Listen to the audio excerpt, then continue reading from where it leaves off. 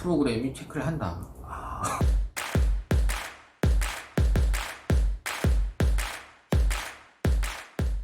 영상을 끝까지 보셔야 놓치지 않습니다. 오늘 영상은 꼭 끝까지 보셔야 되는 게 뒷부분에 이제 부동산을 과다하게 보유한 법인들에 대한 주식 평가에 대해서 설명을 드릴 겁니다. 그래서 네. 끝까지 그냥 바로 넘기지 마시고 그냥 보시다가 끝까지 보시는 걸로 하시죠. 광고도 좀 봐주시고. 저희가 지난 시간에 이어서 비상장 주식의 평가 방법, 네. 지난 시간에 이제 시가로 평가하는 거. 근데 결론은 쉽지 않다. 쉽지 않다. 네, 그러다 보니까 우리가 일반적으로 세무적으로 평가하는 이 보충적 평가 방법을 쓰는데 보충적 평가 방법 어떤 식으로 진행되는지 크게 개괄적으로만 설명해 이게 드릴게요. 너무 복잡한 내용까지 들어가긴 힘들고 큰 그림을 알려드리면 일단은 원칙적으로 일반적인 그냥 법인이다. 그러면 이게 두 가지를 본다고 보시면 됩니다. 하나는 이익적인 측면, 이 회사가 이익이 얼마나 나느냐, 그렇죠. 이게 핵심이잖아요. 그렇죠. 그게 하나. 그리고 두 번째는 자산. 이 회사에 돈 아니면 뭐 기계 뭐 이런 자산들이 얼마나 있느냐. 이게 그 주식 투자할 때도 그렇죠. PER, PBR 뭐 이런 거 있잖아요. 그렇죠. 그러니까 이익 보는 거랑 장부 가치 보는 두 개에서 이제 어느 걸 선호하느냐는 투자법인데 얘가 적절한 것 같아요. 그런 건데 일단 일반적인 법인은 손익에 조금 더 비중을 둬서 가중치를 3을 주고 자산의 가중치를 2를 줍니다. 그래가지고 그걸 평균 내서 주식의 가치를 평가합니다. 근데 여기서 손익은 뭘 보냐? 이제 재무제표 보면 이익 있잖아요. 단기순이익. 엄밀히 들어가면 나중에 더 설명드리겠지만 단기순이익을 보는 건 아닌데 단기순이익처럼 그 이익을 보는 거고 자산은 재무제표의 자본 총계 그 부분을 보시면 됩니다. 방금 전에 그 당기순이익을 보는 건 아니지만 그 이익을 본다. 이게 좀 말이 애매한데 한번 조금 더 설명을 해주시죠. 네. 이게 이제 각사업연도 소득이라는 게 또 있어요. 그렇죠. 이거는 이제 세법상의 용어예요, 사실은. 회계상이 아니라.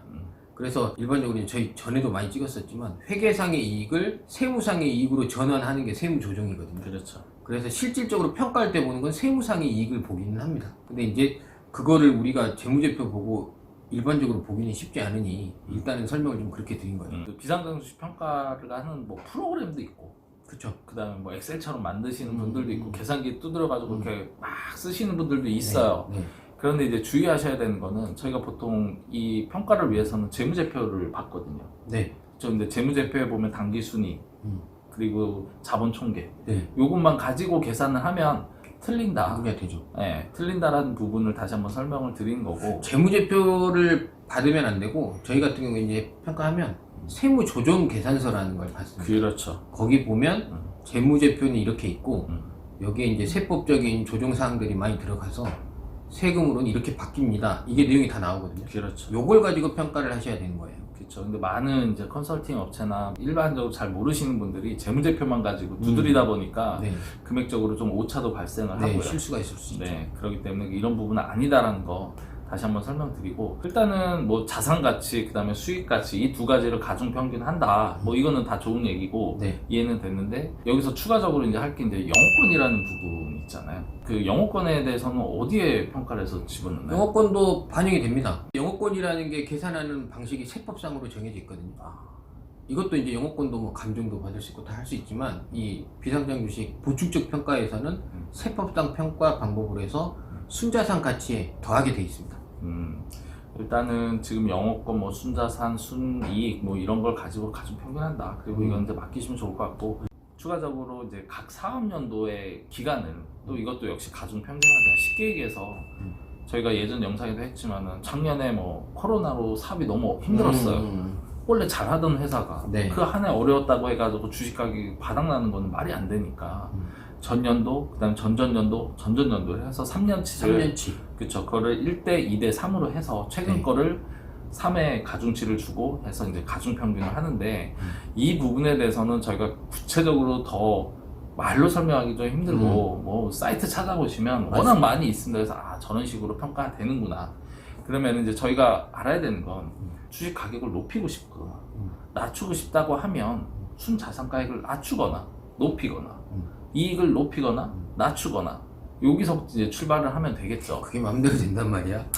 물론 마음대로 안 되죠. 마음대로 안 되지만 이제 거기에 네. 대해서는 툴을 가지고 그렇죠. 이제 활용을 하시면 된다. 네. 아, 그래서 주식 가격이 평가지만 조정이 되는구나. 그거는 아셔야 되니까. 네. 네네. 보충적 평가 방법의 큰 틀은 이해를 했는데 네. 여기서 좀 예외적으로 네. 부동산을 과다 보유한 법인은 방식이 좀 다르다. 그건 이제 부동산을 활용하는 경우에는 사실은 수익보다는 자산 가치에 더 비중을 둬야 되는 게 맞잖아요. 아무래도 자산 규모가 크니까. 그렇죠. 네. 그리고 이런 경우에 이제 방법이 달라지는데 손익의 가중치를 2를 주는 거고 자산의 가중치를 3을 주는 겁니다. 아까 약간 3, 2가 밸런스를 바뀌었는데. 바꾸는 거죠. 네. 그럼 부동산 과다 보유 법인 뭐 어디까지가 과다하다 안 하다 이렇게 이해할 수 있을까요? 이제 자산 총액 중에 토지, 건물, 그리고 부동산에 관한 권리, 이거 뭐 그런 거 있잖아요. 분양권, 뭐 그런 거 합계가 50%를 넘어간다. 네. 그러면 이제 부동산 과다 보유 법인으로 보는 거예요. 그런 경우에는 말씀드린 가중치가 바뀐다.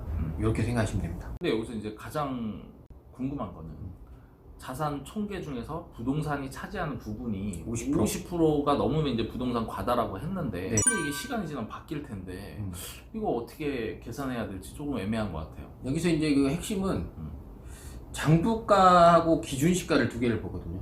감정까지는 여기에 적용하지 않아요. 장부가라는 거는 기본적으로 제가 전에 산 살 가격, 때 가격. 네, 산 가격이죠. 그리고 기준가라는 건 그 공시지가, 공시되는 가격, 국가에서 공시하는 그 가격인데 이게 장부가액이라는 건 보면 어떻게 되냐면 감가상각하고 이게 떨어져요. 그렇죠. 건물이나 이런 거. 건물은 떨어지잖아요. 근데 이제 공시지가는 또 매년 나오고 이거를 비교해서 큰 금액으로 가는 거예요. 장부가가 크면 장부가, 공시지가가 크면 공시지가 이렇게 둘 중에 가는 겁니다. 예를 들어서 뭐 심플하게 자산이 한 10억 정도 있었어요. 그리고 10년 전에 부동산을 살 때 토지 건물을 해가지고 한 4억 정도에 산 거죠. 그럼 여기는 비중이 40%잖아요. 그리고 건물은 감가에서 점점 줄 거고 그럼 장부가는 점점 줄어들고 네. 그 다음에 뭐 기계도 사고 뭐도 사다 보니까 자산은 계속 늘어나고 그러니까 이 회사는 50%를 넘은 적이 한 번도 없는 거죠. 그러다 보니까 우리는 부동산 과다 보유 법인 아니야. 아니다. 이렇게 했는데 실제로 봤더니 이 땅의 가격이 100억. 2배, 3배 네, 이렇게 커진 거예요. 네. 그래가지고 가치가 뭐 10억 이상 뭐 이렇게 네. 2배, 3배를 뛰어버리면 전체 자산가액의 50%가 넘어가죠. 아 근데 이거는 그 평가할 때마다 이거를 체크를 해야겠네요. 체크를 해야 됩니다. 근데 우리는 그게 번거로운 일이지만 국세청 어떻다? 프로그램이 체크를 한다. 그래요. 걔들은 체크가 되겠죠, 당연히. 국가기관이니까. 그래서 이제 그런 것 때문에 소명 요청이 날아오는 경우도 있어요. 네가 신고한 거는 가중평균을 순손익을 3, 그 다음 부동산 2로 했는데 너네 부동산 가격이 너무 많이 그게 올랐어. 아니다. 그래서 너는 반대로 해야 돼. 네. 그러면은 세금을 뭘 더 내야 돼. 네. 아 이럴 수 있군요. 그리고 마지막으로 하나 더 말씀드려야 되는데, 이제 앞에 두 가지 방법 말씀드렸잖아요. 네. 가중치 바꾸는 거. 근데 마지막으로 추가된 게 하나가 더 있는데, 순자산 가치. 그냥 다 됐고, 자산 가치의 80%. 그것보다 이 가격이 낮게 나온다. 그러면 그걸 안 쓰고, 순자산 가치의 80%를 기본으로 갑니다. 아, 원래 이제 뭐 3대2 혹은 2대3 요 두 가지를 얘기했는데 지금 말씀하신 조건이 해당이 되면은 그냥 순손익은 빼고 그냥 순자산 가치 자산만 가치로 보겠다. 80%. 사실 지금 부동산 임대법인들 같은 경우에 상당수가 이제 부동산 자산이 거의 뭐 다수기 100%죠, 때문에 100%. 그러다 보니까 그런 데들은 주식을 평가하는 거 역시 임대 수익은 뭐 쥐꼬리만큼 신고해가지고 주식 가격을 낮춘다. 네.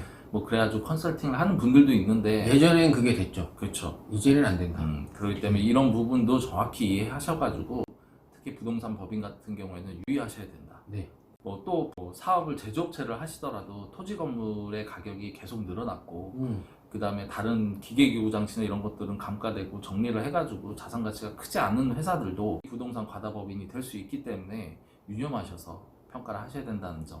마지막으로 다음 시간에 네. 하는 거는 조금 특별한 내용. 이 보충적 그렇죠. 평가 방법의 다른 건데 네네네. 그건 어떻게 이해하면 될까요? 그건 이제 이 평가 방법을 쓸 필요가 없는 예외상으로 보시면 될 것 같은데 너무 기니까 다음 시간에 잘 해보겠습니다.